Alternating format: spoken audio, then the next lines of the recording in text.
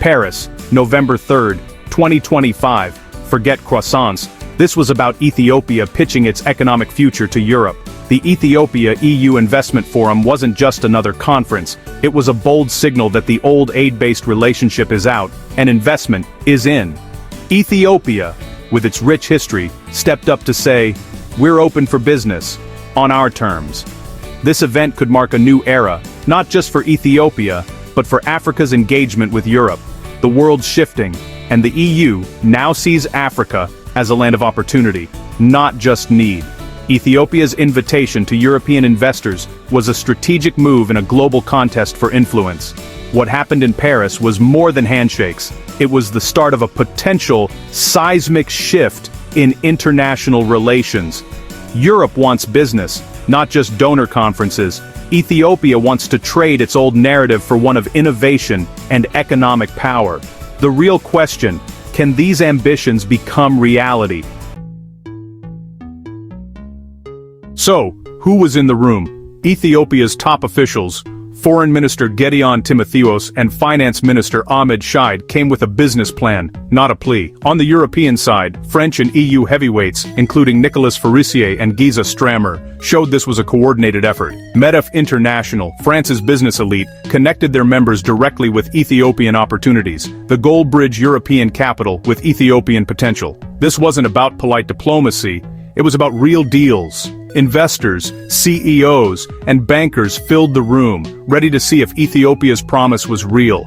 The forum offered direct access to Ethiopian ministers, policy updates, and networking with financiers. The energy was palpable.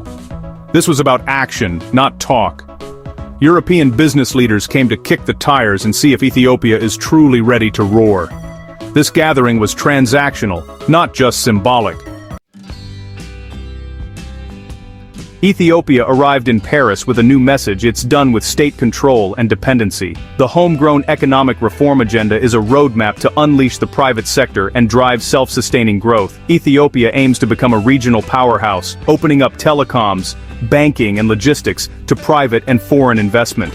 The 10-year development plan says, "We're changing the rules. Come build with us." Reforms target bureaucracy, investor protection, and a more attractive business climate. Ethiopia wants to be known for what it produces, not the aid it receives. The goal: build value chains, process goods locally, and bet on its own people and resources. This is a forward-looking strategy. Ethiopia isn't waiting for help. It's inviting partnership.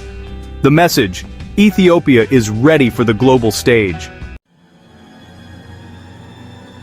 Why Ethiopia? For Europe, it's about more than goodwill, it's strategy. The EU's Global Gateway Initiative is a direct response to China's Belt and Road, and Ethiopia is a key piece. With its location, population, and regional influence, Ethiopia is a prize partner. A strong Ethiopia means a stable region and a gateway to East Africa's markets. Europe sees opportunity, natural resources, a young workforce, and a chance to diversify supply chains. By investing in infrastructure and green energy, the EU embeds its standards and values. This is a soft power play. Europe wants influence built on quality, not just cash. The Paris Forum was this new strategy in action. The Paris talks got specific. Where will the money go? Top priority: renewable energy. Ethiopia's hydro, wind, and solar potential meets Europe's green tech expertise. Transport and logistics are next. Projects like the Logistics Corridor and Bishoftu Airport expansion aim to boost trade and connectivity. The digital economy is opening up, with telecom liberalization inviting European tech to build 5G and digital payment systems.